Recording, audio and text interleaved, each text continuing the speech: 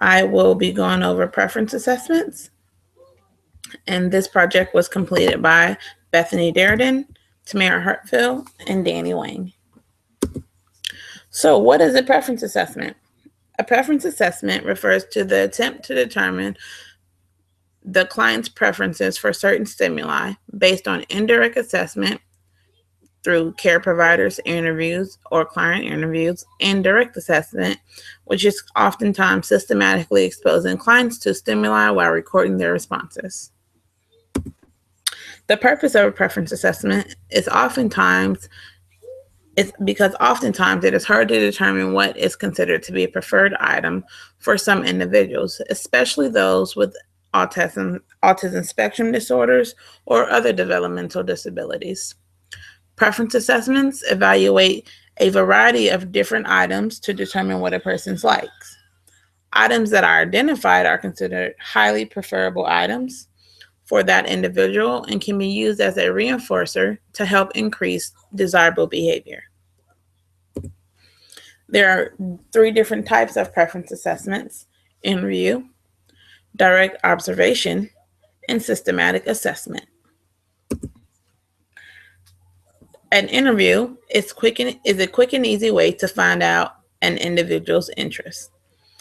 You can interview parents, friends, teachers of the individual, or the individual if he or she is able to communicate. And this can also be even if the individual is non-vocal. This often involves open-ended questions. What are her favorite activities? Then clarifying with comparison questions such as, what does she like better, coloring or playing outside?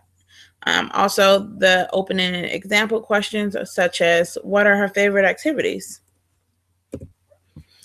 The info gained from the interview can also be gathered by a survey where you would ask the respondents about the possible reinforcers, and can include a ranking system to determine which reinforcers are the most potent. And this will kind of go back to ranking them in order with the comparison questions. Reinforcement assessment for individuals with severe disabilities, also known as RAISE, is another form of this. Although the interview is easy to conduct and relatively time efficient, the information may not be accurate or complete.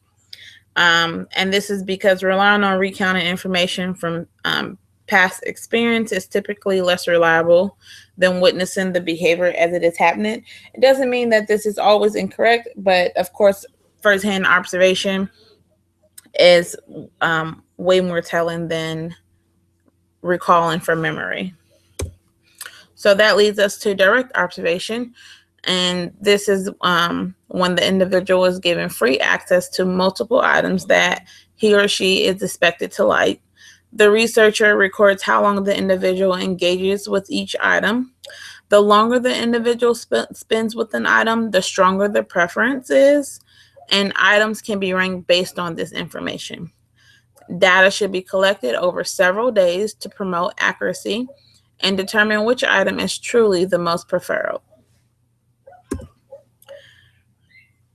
Direct observation can be done in the individual's natural environment, oftentimes in school or home.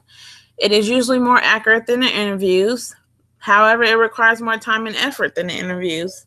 And also with direct observation, it's kind of a step up from the interviews, and you could use the interviews while getting to direct observation.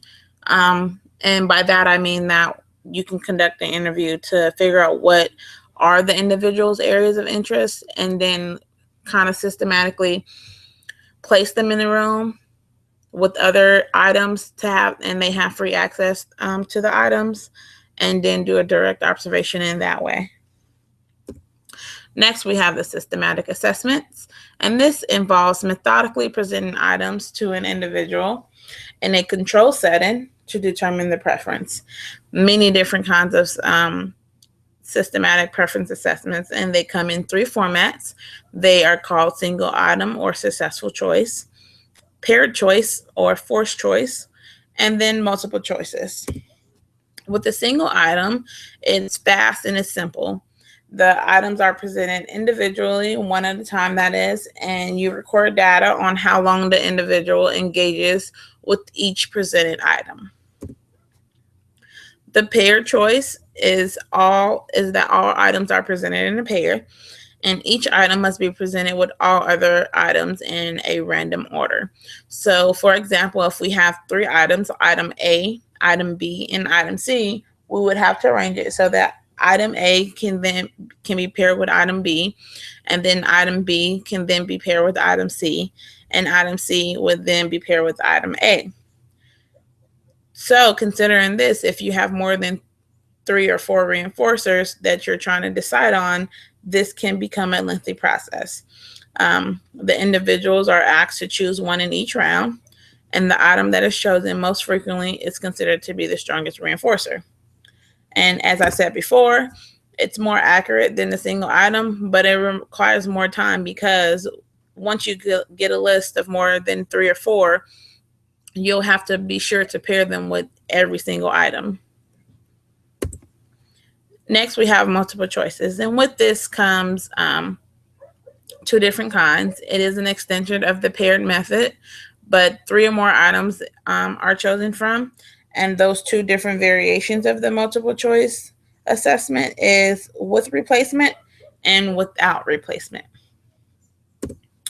So multiple choice with replacement is when an item is chosen and all other options are replaced in the next round.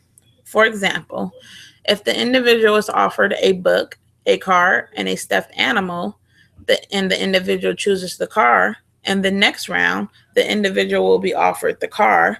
However, the book and the stuffed animal will be replaced with different options.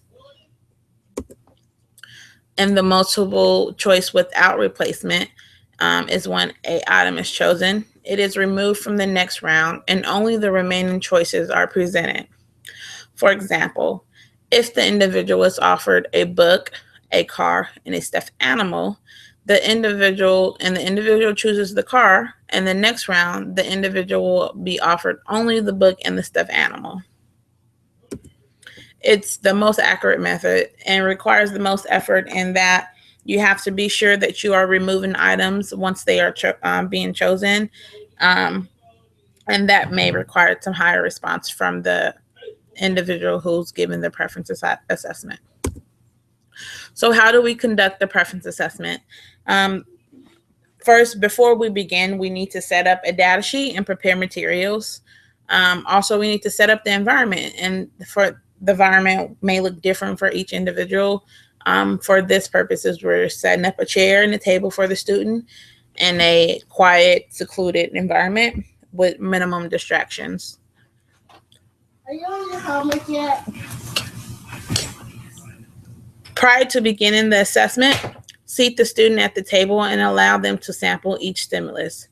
For a toy, show the student how it works. Maybe it has lights on it or horns, so we press the buttons or turn it on, flip the pages if required, and then place the stimulus on the table. If the student approaches the stimulus, allow them about 5 to 10 seconds to access them. And if it's edible, provide them with a small bite and then repeat this procedure with the rest of the stimulus that you are chosen for this assessment.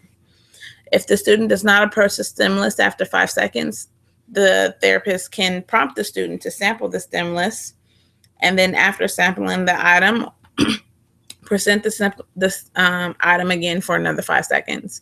If the student approaches, allow 5 to 10 seconds to access this, and if they do not approach it, move on to the next stimulus. So for the purposes of this assignment, we will be presenting how to conduct a multiple stimulus without replacement preference assessment. And so for this, we will have 6 items that will be included in each assessment.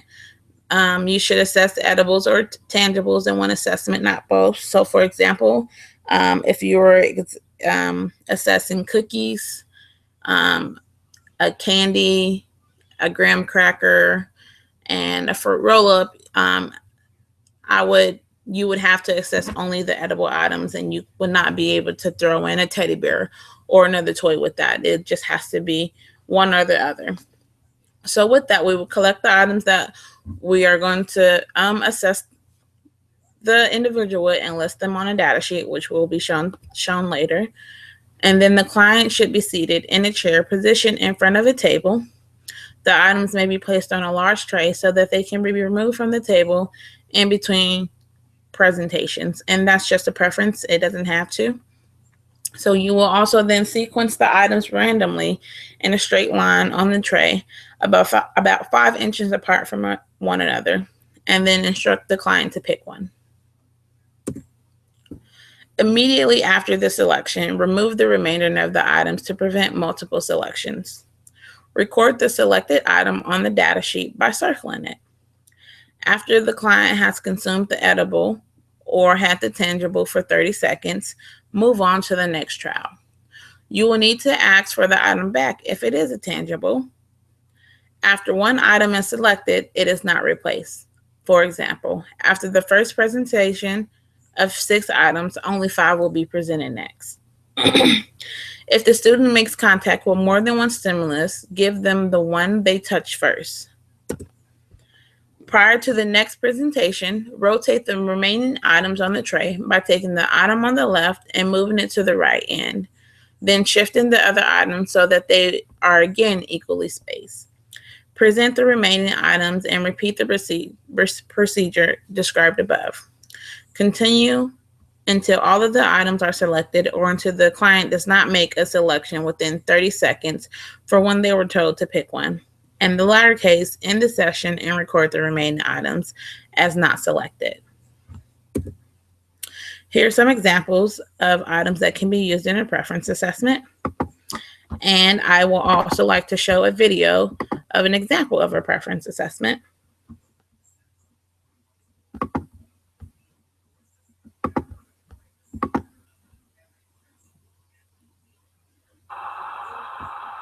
This is a multiple stimulus without replacement preference assessment. I have some things here that you might like. There's graham crackers, pickles, cranberries, Girl Scout cookies, walnut, and cheese bits. All of my things are about the same size. Pick one.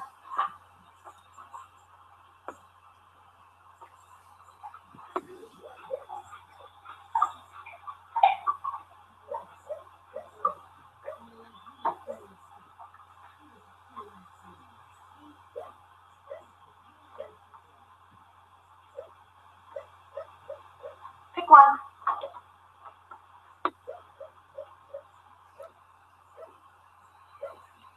Pick one.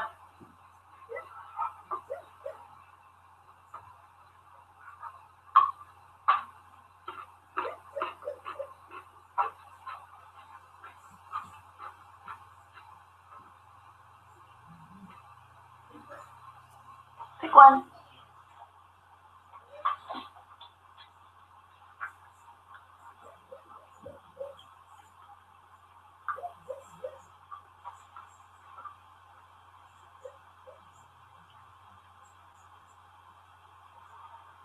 Pick one.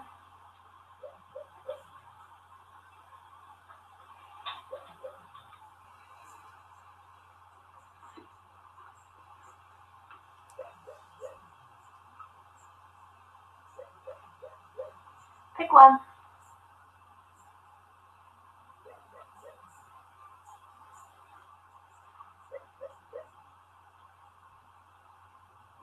Because there is no selection, I'll represent the trial. Pick one.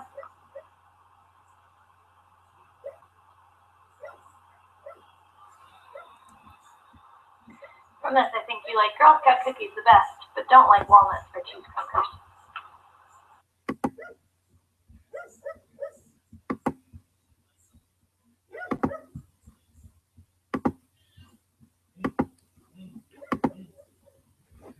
So that was an example of what it looks like to conduct a multiple stimulus without replacement preference assessment. Notice that at the end, when the client did not pick one, she represented the item once and then removed it and ended the trial. This is what a data collection sheet may look like. So on the data collection sheet, we will record the stimulus selected during each trial and then target problem behavior, which is an optional method. We would record the frequency of the problem behavior as defined individually for each student while they have access to the stimulus selected. So, like, if during the preference assessment, were there any undesirable behaviors being presented by the client?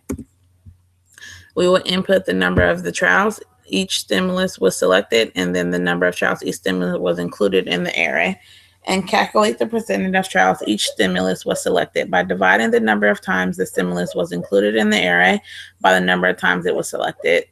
However, during the multiple stimulus without selection, you each item would only be included once after its selection. That is. Examine the stability of the preferences to determine whether it is necessary to repeat the procedure more than 3 times, and then calculate and average the percentage of the times each stimulus was selected across administrations, and sort the data in Excel so that the stimuli are sorted from higher to lower preference.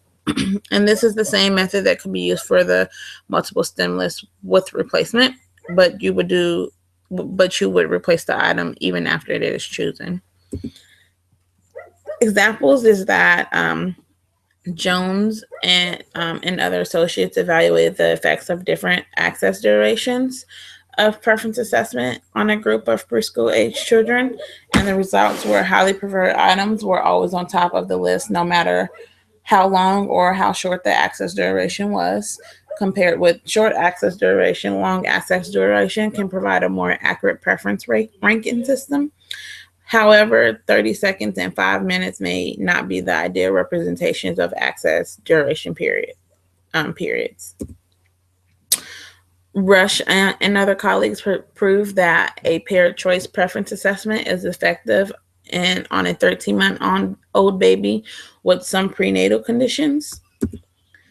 Rowan and other colleagues evaluated the effect of a brief stimulus preference assessment on 10 individuals with developmental disabilities and compared brief stimulus with paired stimulus preference assessment by doing 2 experiments. And the results show that brief stimulus is better than paired stimulus reference assessment in time efficiency. Sishion and other colleagues conducted a paired stimulus preference assessment on 6 individuals with developmental disabilities, and they classified preferred items into different categories. Their research suggested that in the practical field, clinicians can rely on the identification of a high preference stimulus category to infer the likely reinforcement efficacy of an untested stimulus from the same category, which simply means that if some items fall into the same category, they may be just as reinforcing as another item. Pence and colleagues examined the effectiveness of a primary training, also known as train the trainer model, on teachers' implementation of preference assessment. And this study proved that training teachers to implement preference assessment procedures will improve teachers' acceptance and use of behavior analytic procedures in school settings. Primary training is effective for previously untrained teachers to master the multiple stimulus without replacement, pair choice, and free operant preference assessment, and is very useful when the targeted skill can be broken into discrete and concrete steps. It is less useful for skills that cannot be defined easily by discrete steps, such as shaping. The De Leon and other colleagues compared 3 methods of presenting stimuli during reinforced preference assessments: in a paired stimulus format, a multiple stimulus format in which selections were made with replacement, and a multiple stimulus format in which selections were made without replacement. The outcome of their study was that the multiple stimulus procedure without replacement share the respective advantages of the other methods. Roscoe and his colleagues compared the results of 2 previous studies on reinforcer identifications, and their study was composed of 2 phases. The reinforcing effects of highly preferred and less preferred stimuli were evaluated in reversal designs under 2 test conditions: current and single schedule of continuous reinforcement. The results showed that absolute reinforcement effects associated with given stimulus may be best examined under single schedule conditions. Green and his colleagues also conducted 4 experiments involving 18 individuals with profound multiple handicaps, and the results of these experiments provided a consistent support for the use of systematic assessment process for identifying and reinforcing stimuli for persons with profound mental and physical disabilities. There are some persons for whom no highly preferred stimuli were identified. If a training program is based on the principle of positive reinforcement and no positive reinforcement can be identified, then the current approach will not be effective. Future research needs to address the development of treatment programs that do not focus exclusively on skill acquisition, but attempts to enhance the quality of life of persons with profound multiple handicaps in other ways. The summary of a school-wide implementation plan would be that implementing this in a school-wide environment would be fairly easy. It will be contained to classrooms, and so the teachers in the classroom will be trained on the implementation process for an estimate of 3 hours, which allows for modeling um, practice for each implementator and implementer, and questions and discussions. And so within this 3 hour period, they will be taught how to do it. They will all be given the opportunity to model, um, to do a role play of how to conduct the preference assessment with one another. Other school administrators, such as the principal or assistant principal, will also be invited to the training to attend, so that school-wide backing will be there. And the teachers will then return to the classroom to conduct the preference assessment on the children in their classrooms. Items will be gathered from current classroom as well as the other classroom within the school. The parents will also be notified of the preference assessments as well, and they will also be given a copy of how to conduct one themselves. Identified reinforcers will be used for positive support interventions. And here's some tips. The preference assessments are a good way to determine what items are reinforcing for individuals both with and without developmental disabilities. And conducting a preference assessment is a proactive strategy of intervention, so be sure to follow the procedures correctly. Remember only to use one type of stimulus category at a time, tangibles or edibles, not both. Once an item is selected, move the rest of the items away. Don't replace the item once it has been chosen. And reinforcers may need to be reassessed to ensure the identified reinforcers remain as such. And here's the references.